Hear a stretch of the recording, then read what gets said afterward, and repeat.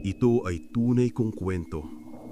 Naalala ko pa noon, bata pa ako, mga 5 taong gulang.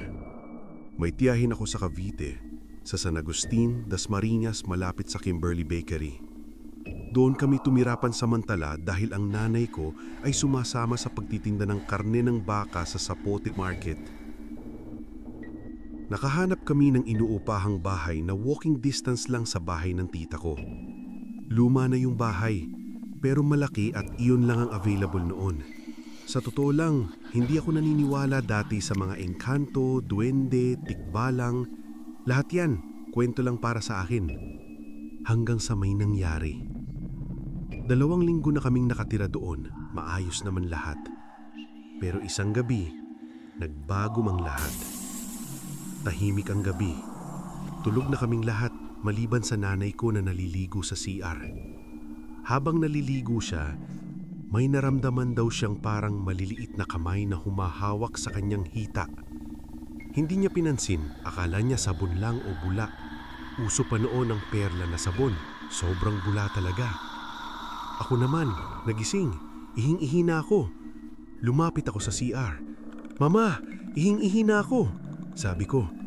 "Sandali lang, matatapos na ako," sagot niya. Pero hindi ko na talaga kaya. Sumigaw ako, "Mama, bilis!" At doon ko siya nakita. Isang maitim na nilalang. Maliit lang siya, hanggang bewang ko lang ang taas. Nakaitim na sombrero, matanda ang muka, puno ng maliliit na buhok at ang mata niya. Matalim kong tumingin.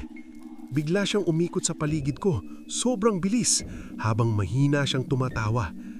Tinulak niya ako habang umiikot. Nahilo ako at bumagsak ako sa semento. Ang huling naalala ko, ang lamig ng sahig.